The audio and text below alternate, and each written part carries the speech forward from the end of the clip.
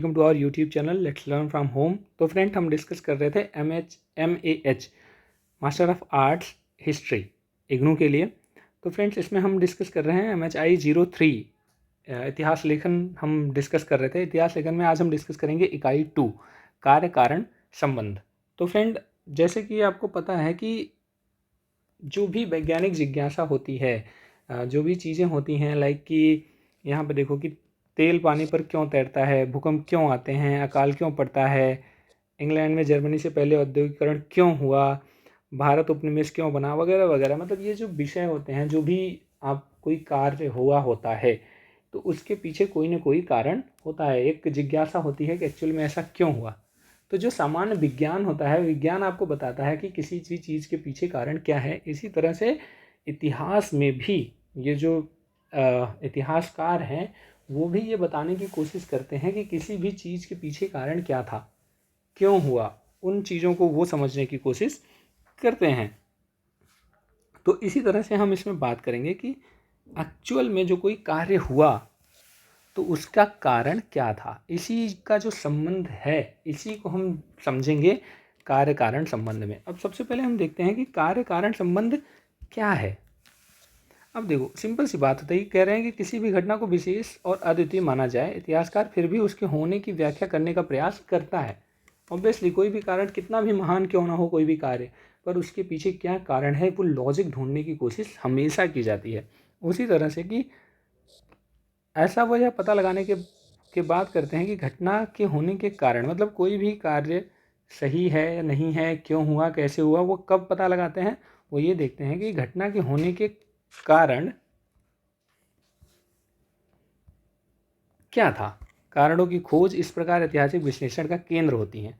18वीं शताब्दी तक दार्शनिक और इतिहासकार सामान्य तौर पर यह मानते थे कि कारण घटना से पहले घटित कोई घटना होनी चाहिए, अर्थात जिस घटना की व्याख्या की जा रही है उससे पहले यह कोई मतलब ये इसमें बताने की कोशिश की जा रही है कि सॉरी 18वीं शताब्दी से पहले ये होता था कि अगर कोई घटना घटी उसके पहले उसका जो कारण है उसके पहले होना चाहिए। कि मतलब अगर कोई कारण, जैसे कि अगर एक एग्जांपल ले लिया जाए, मान लो कि अगर कोई एक्सीडेंट हुआ तो एक्सीडेंट का कारण क्या होना चाहिए, जो भी कारण है वो पहले होना चाहिए, उस एक्सीडेंट के जस्ट पहले वो कारण होना चाहिए। ऐसा 18वीं शताब्दी के पहले हुआ करता था। बट जॉन एस मिल जो थे, उन्होंने ये बताया कि कारण को इस प्रकार नहीं देखा जाना चाहिए।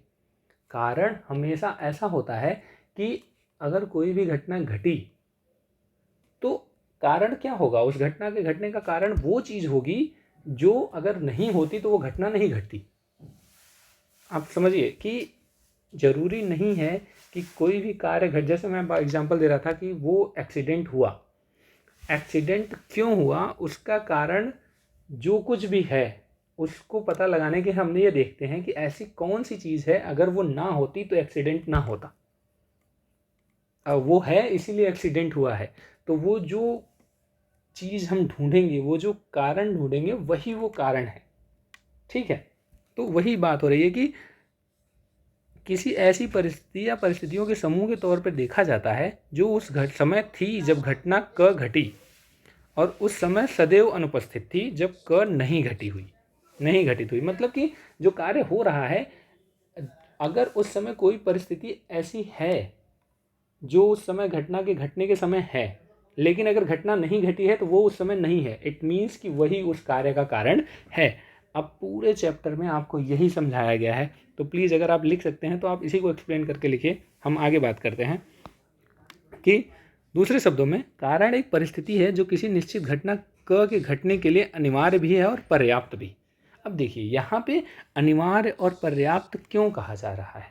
देखिए, इसे अनिवार्य इसलिए कहा जाता है क्योंकि इसकी अनुपस्थिति का अर्थ प्रभाव की अनुपस्थिति होता है। मतलब कि अगर अनिवार्य, इसलिए अनिवार्य मतलब वो कंपलसरी है, अगर वो नहीं होगा, वो जो परिस्थिति है अगर वो नहीं है तो वो जो रिजल्ट मिल रहा है, वो जो कार्य हो रहा है वो नहीं होगा। दैट इज़ कि अगर कोई रीज़न अनिवार्य हो रहा है, अनिवार्य है मतलब कि वो जो प्रभाव है, तो इसका मतलब उसका कोई कारण रहा होगा। अगर कारण नहीं है तो वो प्रभाव भी नहीं होगा, इसीलिए वो अनिवार्य की बात कर रहा है कि वो अनिवार्य है। और यह पर्याप्त इसलिए है क्योंकि इसकी उपस्थिति परिणाम कर देती है। और पर्याप्त मतलब कि वो सफिशियंट है, अब बाकी चीज़ें हो या ना हो, अगर वो है तो वो परिणाम हो ही जाएगा। जैसे हमने एग्जांपल लिया ना, मान लो हम एग्जांपल वहाँ लेते हैं कि एक्सीडेंट हुआ, अगर कोई रॉन्ग साइड से गाड़ी चलाते हुए आ रहा था, उसने गलत टर्न ले लिया और एक्सीडेंट हो गया। अब देखिए, अब चूंकि एक्सीडेंट हुआ, उसके पहले बहुत सारे कारण रहे, बहुत सारी चीज़ें हुई होंगी, तो क्या आप सबको कारण नहीं मान सकते आप? कारण क्या मानोगे? कारण मानोगे कि दूसरे पर्सन का वो रॉन्ग साइड से कार को टर्न कराना, वो कारण था उस एक्सीडेंट का। अब देखिए, ये जो कह रहा है ना कि अनिवार्य और पर्याप्त इसलिए कि अगर वो दूसरा वाला अगर कार रॉन्ग टर्न नहीं लेता तो क्या एक्सीडेंट होता? नहीं होता। इट मीन्स कि दूसरे पर्सन का गलत तरीके से कार को मोड़ना वो अनिवार्य कारण था किसी भी उस एक्सीडेंट के होने का। ठीक है, अगर वो नहीं होता तो एक्सीडेंट नहीं होता। अब पर्याप्त मतलब क्या? पर्याप्त इन द सेंस कि अगर उस कार का टर्न होना, रॉन्ग टर्न लेना और एक्सीडेंट होना, यही अगर दो चीज़ों को देखें, बाकी चीज़ों को हटा दिया जाए, फिर भी वो एक्सीडेंट होगा ही होगा। इट मीन्स कि कार का गलत तरीके से मुड़ना ही पर्याप्त है किसी भी उस एक्सीडेंट के होने का। तो वही बात कर रहा है कि जो कारण है वो अनिवार्य भी है और पर्याप्त भी है। ठीक है, यदि किसी अध्ययन से मालूम होता है कि विटामिन ए की कमी से लोग रतौंधी के शिकार हो गए, तो उन सभी लोगों को उसमें पर्याप्त विटामिन ए की मात्रा थी। मतलब वही बताने की कोशिश की रही है कि अगर एक अध्ययन से पता चला कि रतौंधी होने के लिए विटामिन ए जिम्मेदार है, तो विटामिन ए को रतौंधी का कारण हम तब तक नहीं मानेंगे जब तक ये ना देख लें कि विटामिन ए के होने से रतौंधी नहीं है, और रतौंधी है इसका मतलब विटामिन ए नहीं है। तो तब हम ये मानेंगे कि विटामिन ए एक अनिवार्य कारण है रतौंधी के होने या न होने का। ठीक है, यहाँ 3 बातों पर ध्यान दिया जाना चाहिए। पहली बात यह कि अनिवार्यता का संबंध महत्वपूर्ण रूप से पर्याप्तता के संबंध से अलग है। देखो यहाँ पे अब आप समझोगे कि हमने अभी ऊपर बात की लेकिन यहाँ अलग हो रहा है। यहाँ पे क्या बताने की कोशिश की जा रही है कि अनिवार्य है, पर्याप्त भी होगा वो, लेकिन जो चीज़ पर्याप्त है ज़रूरी नहीं है कि वो अनिवार्य हो, क्योंकि बहुत सारे और भी रीज़न हो सकते हैं किसी भी घटना के घटने के, लेकिन वो अनिवार्य रूप से उस चीज़ के लिए जिम्मेदार हो ये ज़रूरी नहीं है। दूसरा, कारण को ऐसी परिस्थितियाँ माना गया है जो अनिवार्य भी हैं और पर्याप्त भी। बिल्कुल, कारण कोई भी चीज़, किसी भी कार्य का कोई कारण तभी हो पाएगा जब वो अनिवार्य भी हो और पर्याप्त भी। हमने बात की कि जरूरी नहीं है कि कोई भी चीज़ पर्याप्त हो तो वो अनिवार्य भी हो। अगर वो अनिवार्य भी है और पर्याप्त भी है तो वो कारण हो जाएगा। और तीसरा, स्थिति संयोग कार्य कारण संबंध का पर्याप्त सूचक नहीं होता। अब उदाहरण से लेते हैं। जैसे यहाँ उदाहरण बताया गया है कि मान लो किसी की मृत्यु हार्ट अटैक से हो जाती है। हमने बोला कि उसकी हृदय की गति रुक गई जिस वजह से उसकी मृत्यु हो गई। अब क्या हृदय की गति का रुक जाना उसकी मृत्यु का पर्याप्त और अनिवार्य कारण है? यहाँ पे हम ये देखने की कोशिश करेंगे। यहाँ देखो, यहाँ यह कहने के लिए कि किसी व्यक्ति की मृत्यु के लिए हृदय गति का रुकना एक अनिवार्य परिस्थिति थी, हमें यह साबित करना होगा कि हृदयाघात की अनुपस्थिति का अर्थ मृत्यु की अनुपस्थिति होता। मतलब हम ये मान के चलते कि अगर उसकी हृदय गति नहीं रुकती तो वो नहीं मरता। ये आपको साबित करना होगा, तभी वो कारण सफल हो सकता है। मान लो उसकी मृत्यु लिवर इन्फेक्शन से हो गई हो या अंदर ब्लड क्लॉटिंग हो रही हो जिसकी वजह से वो उसको हार्ट अटैक आया और वो मर गया, तो आपको वो चीज़ बतानी होगी। अब यहीं आगे हम देखते हैं वो क्लियर हो जाएगा। यदि मृत्यु यकृत की खराबी या रक्तस्राव जैसी किसी अन्य परिस्थिति के कारण हो सकती हो तो हृदयघात एक पर्याप्त परिस्थिति हो सकती है, लेकिन उस घटना अर्थात किसी मृत्यु के होने की अनिवार्य परिस्थिति नहीं कहा जा सकता। यही देखिए, हम बात करते हैं ना कि जो चीज़ पर्याप्त है ज़रूरी नहीं कि वो अनिवार्य हो। जैसे कोई पर्सन वेंटिलेटर पे है, वो मर गया, बोला गया कि हार्ट अटैक से मृत्यु हो गई, लेकिन जब एग्जामिन किया गया तो पता चला कि हार्ट अटैक से अगर वो नहीं मरता तो हो सकता है उसको लिवर इन्फेक्शन था या अंदर से ब्लड क्लॉटिंग हो रही थी तो वो उससे मर सकता था। तो हम यहाँ ये कहेंगे कि हृदय गति रुक जाना एक पर्याप्त कारण था मरने का, लेकिन अनिवार्य नहीं था। हमने क्या बात की कि अनिवार्य कारण तभी हो सकता है जब कि अगर हार्ट अटैक नहीं होता तो वो बंदा ना मरता, लेकिन यहाँ बात हो रही है कि नहीं, वो पर्सन हृदय की मतलब यकृत के खराब होने से या ब्लड क्लॉटिंग की वजह से भी मर सकता था। इट मीन्स कि यहाँ पे जो चीज़, तो हम अब आप ये नहीं कह सकते कि मृत व्यक्ति के मरने का पर्याप्त कारण या कारण वो हृदय गति रुक जाना ही था, आप ये बिल्कुल नहीं कह सकते। तो हम उसी की बात कर रहे थे। व्यक्ति क्योंकि किन्हीं अन्य परिस्थितियों की उपस्थिति के कारण भी मर सकता था, इसलिए हृदयाघात की अनुपस्थिति प्रभाव को रोक नहीं पाती। इसलिए जिस घटना की बात की जा रही है उसके लिए एक अनिवार्य परिस्थिति नहीं हो सकती। यहाँ जो बताया जा रहा है वह यह है कि अनिवार्यता का संबंध पर्याप्तता के संबंध से भिन्न है। वही हम दिखाने की कोशिश की जा रही है कि जरूरी नहीं है कि जो पर्याप्त है वो अनिवार्य भी हो। अब हम आगे बढ़ते हैं। यदि कारण एक अनिवार्य और पर्याप्त परिस्थिति है तो इसका अर्थ यह हुआ कि यह हर बार प्रभाव से संबंध होगी। मतलब वही कि अगर ये कहा जाए कि किसी भी कार्य का जो कारण है, इसका मतलब है कि वो कारण हमेशा अनिवार्य भी होगा और पर्याप्त भी होगा। इट मीन्स कि अगर कोई कार्य हुआ है तो उसका वो कारण वहाँ पे मौजूद होगा ही होगा। जैसे हमने बात की ना कि इन्हें रतौंधी है, रतौंधी, और हमने बोला कि रतौंधी का कारण विटामिन ए है। इसका मतलब दोनों में ऐसा संबंध होगा कि जहाँ पर भी रतौंधी होगी वहाँ पे विटामिन ए नहीं होगा, विटामिन ए अनुपस्थित होगा, और जहाँ पर भी विटामिन ए उपस्थित होगा वहाँ पर रतौंधी अनुपस्थित होगा। इस वजह से हम कह सकते हैं कि इन दोनों के बीच में कार्य कारण संबंध है। तो इसमें यही सारी चीज़ें बताई गई हैं। नेक्स्ट हम आते हैं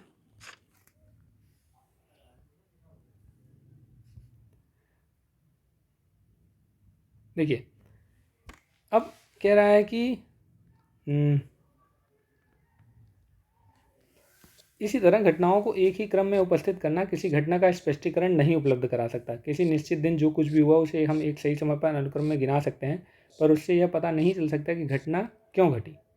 अब देखिए, यहाँ पे बताने की कोशिश की जा रही है कि जरूर, जैसे हमने स्टार्टिंग में ही बात की थी कि कोई भी घटना घटी तो उसके पीछे बहुत सारे, उसके साथ बहुत सारे और भी घटनाएं घटती होती हैं। तो इसका मतलब ये नहीं है कि किसी एक पर्टिकुलर घटना के घटने से पहले जो घटनाएं घटी हैं वो उसका कारण हो सकती हैं, ऐसा नहीं है। आप एक अनुक्रम बना सकते हैं, एक अनुक्रम में व्यवस्थित कर सकते हो, लेकिन ये नहीं बता सकते कि वही उसका कारण हो सकती हैं, या इससे ये पता नहीं चल सकता कि वो घटना क्यों घटी।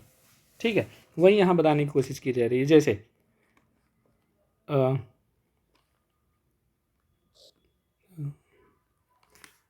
जैसे यहाँ पे अब एग्जाम्पल जो दिया गया है, बोल रहा है कि अगर हम मान लेते हैं कि 1947 से जनवरी 1947 से अगस्त 1947 तक की घटी घटनाओं को इतिहासकार सही कालक्रम में रखते हैं, लेकिन यह सब 1947 में ब्रिटिश के भारत छोड़ने का स्पष्टीकरण नहीं दे सकते। वही चीज़ है कि अगर हम ये बात करें कि ब्रिटिश सिर्फ भारत छोड़ के क्यों गए, तो इसका कारण आप उसके पीछे जो 8-10 महीने की घटनाएं हैं वो एक स्पष्टीकरण नहीं दे सकती कि वो क्यों छोड़ के गए हैं।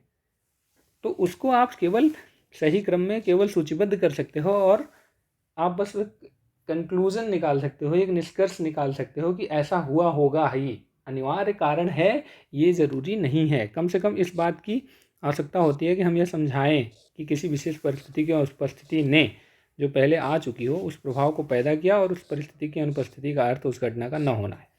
तो ये जो आपने पढ़ा, कालक्रम में आपने व्यवस्थित किया, आपने अनुक्रम में सजाया, जो पिछली घटनाएं घटी हैं, आप उससे एक निष्कर्ष निकालते हो कि हाँ, उन घटनाओं से एक निष्कर्ष निकलता है कि अच्छा, इन घटनाओं से ये कारण बना जिसकी वजह से ये घटना घटी। अब वो सारी जो घटनाएं घटी हैं पीछे, वो उसका कारण नहीं है। हो सकता है कि उनको मिला के एक कारण बन रहा हो जिसकी वजह से घटना घटी हो। इसका मतलब है कि जो पीछे घटनाएं घटी हैं उसके साथ, किसी कार्य के पीछे जो घटनाएं घटी हैं ज़रूरी नहीं है कि वो उसका कारण हो।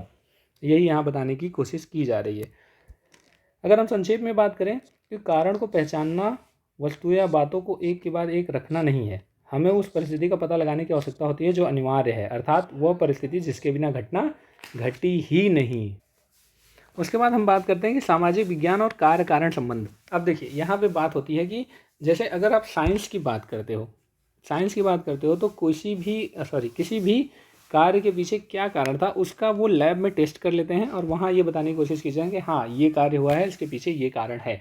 ठीक है, जैसे यहाँ पे परिस्थिति को नियंत्रित और साध कर जबकि अन्य सभी परिस्थितियाँ वैसी ही रहें उस पर असर का पता लगाते हैं, जो उस परिस्थिति का घटना पर होता है। जैसे कि अगर कोई कार्य किया जा रहा है, जैसे लैब में जो टेस्ट किया जाता है, लैब में टेस्ट करके बता देते हैं कि ये चीज़ ऐसे क्यों हुई, बट क्या इतिहासकार ऐसी चीज़ें कर सकते हैं? जैसे अगर मैं एग्जांपल बताऊं कि मान लो कोई सांप्रदायिक दंगा हुआ या कोई दंगा हुआ, तो क्या कोई किसी दंगे को अगर ये पता करना हो कि दंगे का कारण क्या था, ऐसा तो हो नहीं सकता कि धरातल पे या ग्राउंड लेवल पे जाके फिर से वो दंगा कराया जाए और बताया जाए कि अच्छा इसके पीछे क्या कारण था, उसको देखा जाए, ऐसा तो पॉसिबल है नहीं।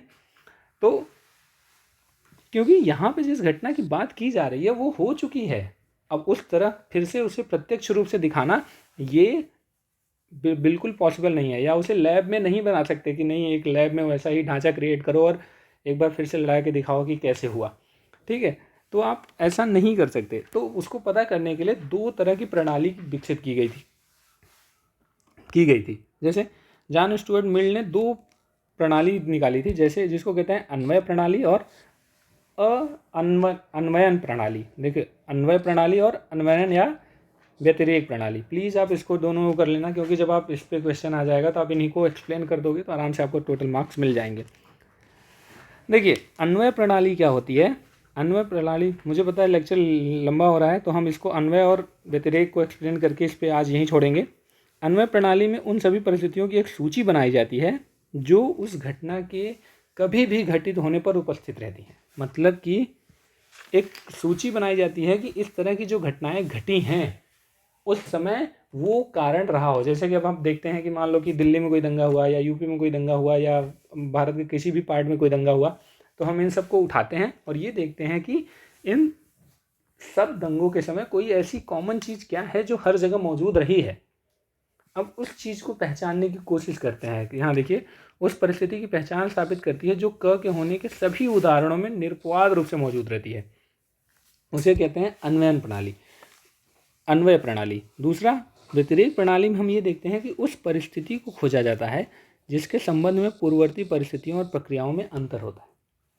अब हम इसमें ये देखते हैं कि अच्छा, मतलब जो व्यतिरेक प्रणाली है उसमें हम ये देखने की कोशिश करते हैं कि जो घटना घटी, जो दंगा हुआ या जो घटना घटी, उसके पहले जो घटनाएं घटी हैं उसमें और इसमें क्या डिफरेंस है, उसको कहते हैं व्यतिरेक प्रणाली। इसका अर्थ यह हुआ कि परिस्थिति जिसकी अनुपस्थिति उस घटना की अनुपस्थिति को स्पष्ट करती है, वही दिखाने की कोशिश करेंगे कि अच्छा, जो इसके पहले ये चीज़ नहीं थी लेकिन ये हुई, इस वजह से दंगा हो गया, ठीक है। तो अब क्या होता है, ये दो तरह की प्रणालियाँ होती हैं, लेकिन आजकल के जो इतिहासकार हैं इन ये कारण को पता करने के लिए दोनों प्रणालियों को मिक्स कर देते हैं।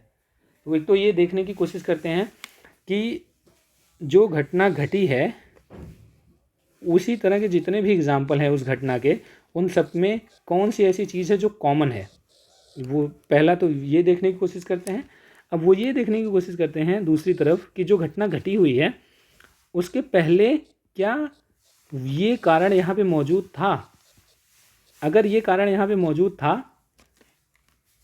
तब ये घटना घटी, और ये जब घटना नहीं घट रही थी तब वो कारण मौजूद नहीं था, तब वो निष्कर्ष, दोनों को मिला के निष्कर्ष निकाल लेते हैं कि अच्छा, ये अमुक जो घटना, मतलब ये जो अमुक परिस्थिति है वही इस दंगा के पीछे कारण है।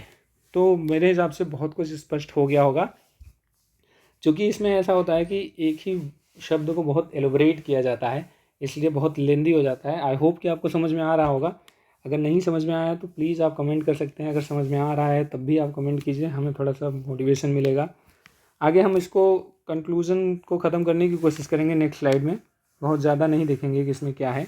बाकी अगर कोई क्वेश्चन आता है तो आप इसी को एक्सप्लेन कर सकते हैं, जितना मैंने बताया आपको अच्छे मार्क्स मिल जाएंगे। Thank you so much, keep watching.